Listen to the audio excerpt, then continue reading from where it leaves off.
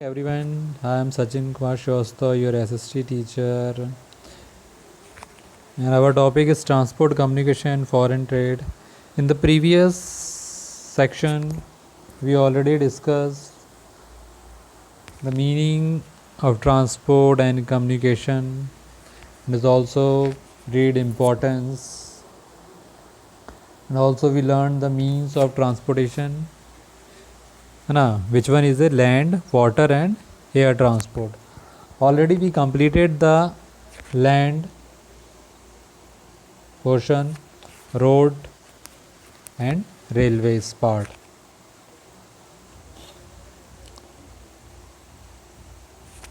Means of transportation we already discussed. Under the basis of importance and management is a national highway, state and district rural road. National highway is constructed and maintained by PWD department. Okay, and state highway under the state government and union territories. Okay, and these are the some state or national highways. Next is the Golden Quadrilateral route, and then railway track. This is the fourth biggest railway system in our world. Okay, and due to this variation of gauge, railway department already categorized in three different breadth: broad, meter, or narrow gauge. Then there is also a 16 zones.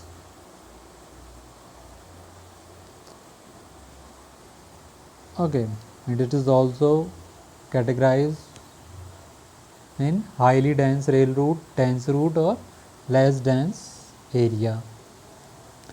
And one more thing, actually, the eastern and western, this one an eastern and the western coastal area, this one an eastern and the western coastal areas are rugged and narrows. So actually in this area rail route could not be developed. Due to this, the eastern coast actually from Kanyakumari to Havana,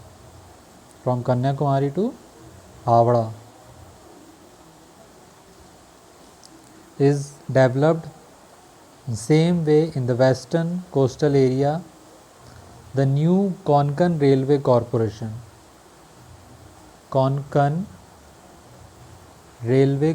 has been developed, and this Konkan Railway Corporation has developed already 837 kilometer of railway track. And obviously government also introduced a new metro railways, and this metro railways has been completed in Kolkata,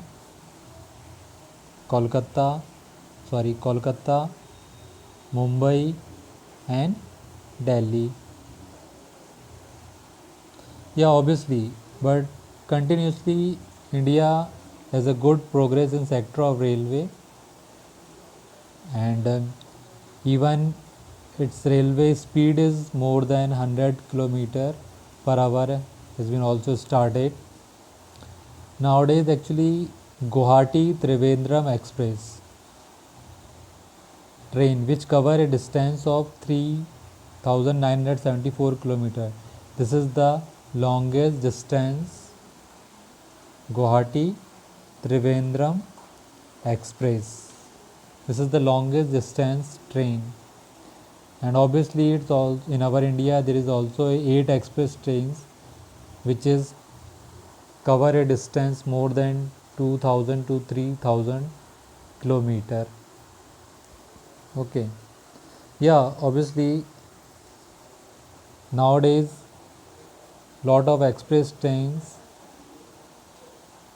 they are is covered more than 3000 longest distance, and even the speed is also more than 200 to 250 kilometers per hour, but that is a different matter.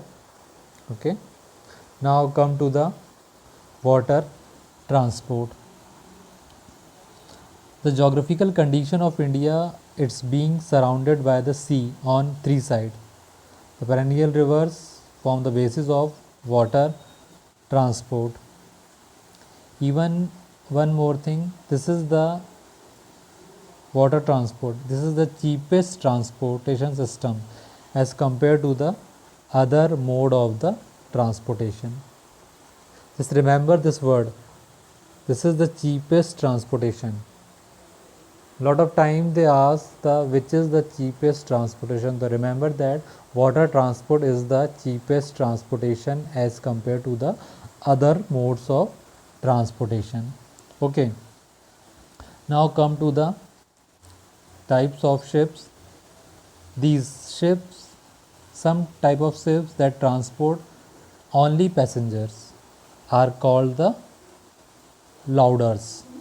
Okay, and some ships that transport only goods are called the trams, and such kind of ship used for transporting oil like a petrol, diesel, these kind of ships are called a tankers. And such kind of ship which are used for the transportation perishable commodities like milk, product, fruits, vegetables, these are called the refrigerator ships, because these are the actually very perishable commodities and they can waste or they can damage within a 2-3 days. So that's why they are using the refrigerator ships. Okay, now actually the water transport system in India are of three types. First one is the inland water transport, coastal water transport, and third one is the sea transport. First we will discuss inland water system. In India, inland water system is a state subject, and the medium of inland water transport are river, canal and lakes. Obviously, if any ship want to go in internal way, if we want to go from Mumbai to Calcutta, there is a three ways. First one is the river, canal or the lakes. And important rivers of India are the Ganga, Brahmaputra, Godavari, Krishna, Mahanadi, Narmada and the Taptis. If you know, in India there is a lot of rivers, canals also, lake also. But out of this, we have a capacity of 3,700 kilometer long routes are fit for the mechanized boat, but now we are only using the 2000 kilometers. Okay, same as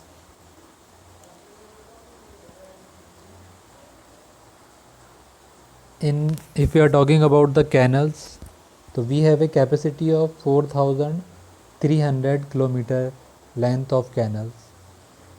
We can use all these 4300 kilometer, but we are using only 900 kilometer use.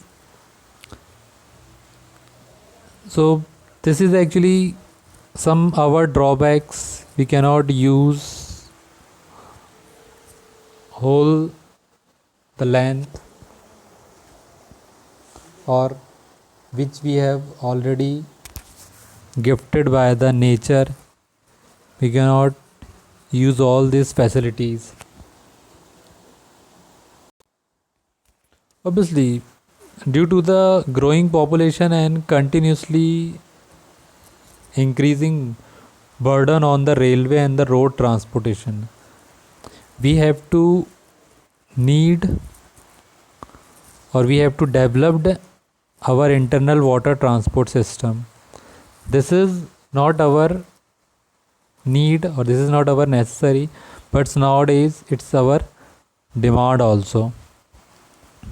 And this Indian Inland Water Transport Authority has been set up all these things.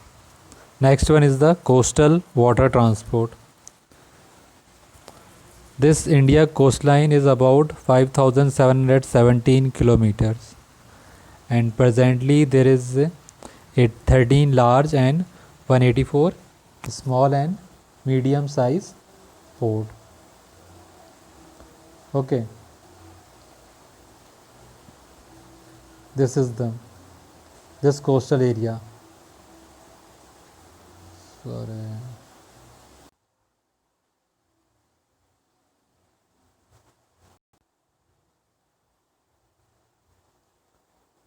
This is the coastal areas.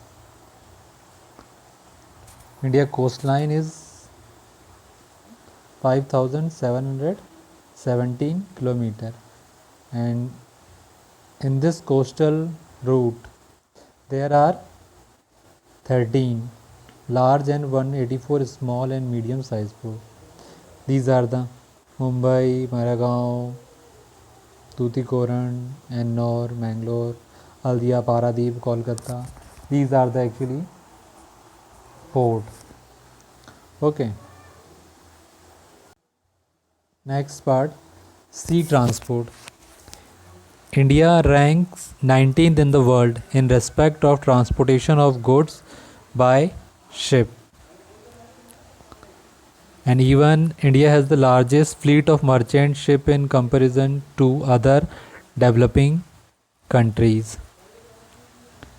Even the public sector company Shipping Corporation of India, this is the largest shipping going company, a fleet of 88 ships. And one more thing, in India there is a 140 merchant shipping companies are working. Okay, 140 shipping merchant shipping company. Out of this 107, these are engaged in the coastal trade, and 23 are engaged in the foreign trade, and 10 companies which are combined in both coastal trade as well as the foreign trade. You understood the coastal trade and foreign trade, I think. In coastal trade means if we are transferring the goods from the Mumbai to Kolkata, and foreign trade means if we are transporting the goods from India to US, UK, anywhere. Okay, now come to the following international sea routes which is passes through India. First one is the Singapore route. This route is from the Kolkata to Japan, but it is going from the via United States of America. Okay, Australia route, Chennai to Australia, via New Zealand, via Singapore. Suez route, Mumbai to London. Cape of Good Hope route is Mumbai to America. And there is also some international airport of India. Sorry, we will discuss after some time. Okay.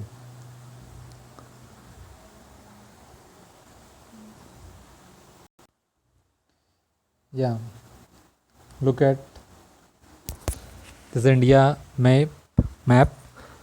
Yeah, Singapore route.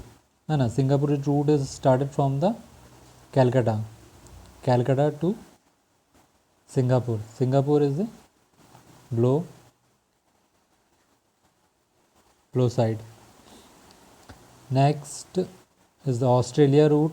Australia route which is started from the Chennai to Australia via New Zealand and Singapore. Swiss route which is started from Mumbai to London is going from this way.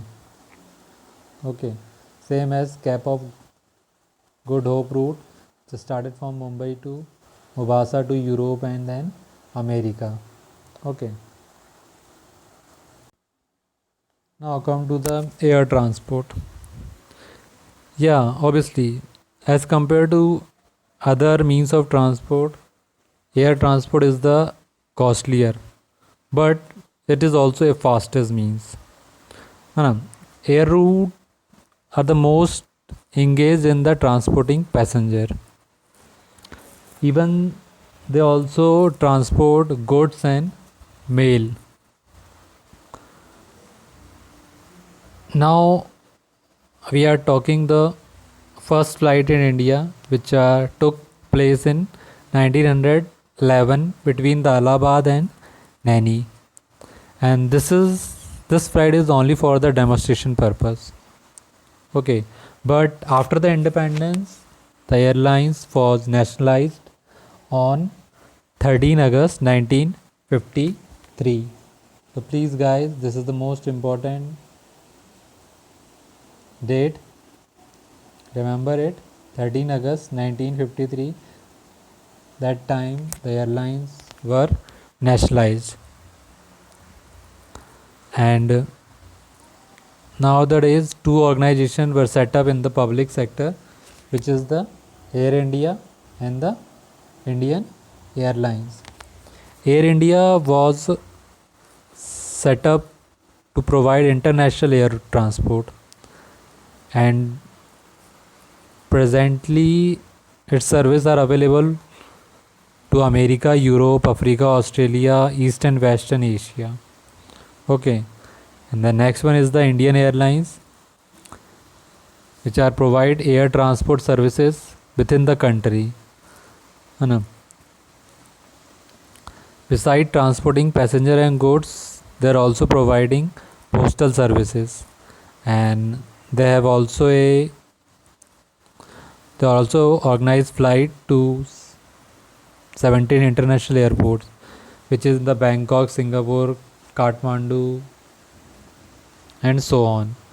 And the main part is the headquarter of this Indian Airlines is Delhi, and this Indian airline is also known as the Indian. And everybody know that the northern eastern area, this is not suitable for the transportation facility. So out of this Indian Airlines, they have started a new service which is called as a Vidyut service, and this service is basically provided for the facility to connecting the pupil of northeast pupil, and this service is started from the 20 January 1981. Okay, same next is the Pavan Hans. Actually this Pavan Hans main they are providing to, this is the helicopter service, and this Pavan Hans is giving services to the Oil and Natural Commission, ONGC,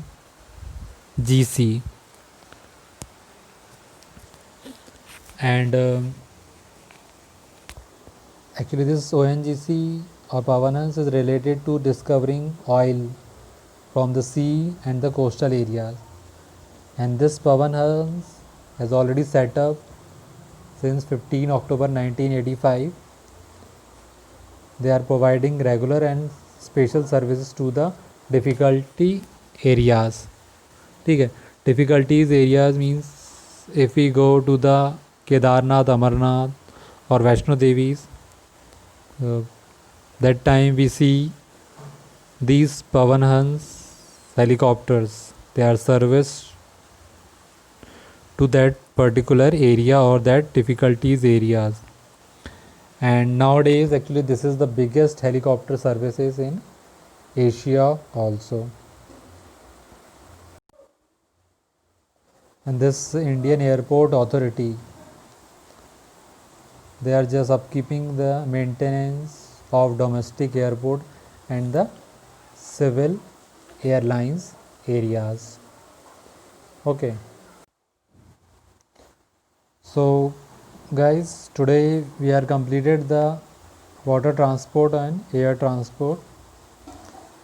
In the next class we will discuss the pipeline and port and rest of the portion. Okay, thank you guys, have a good day.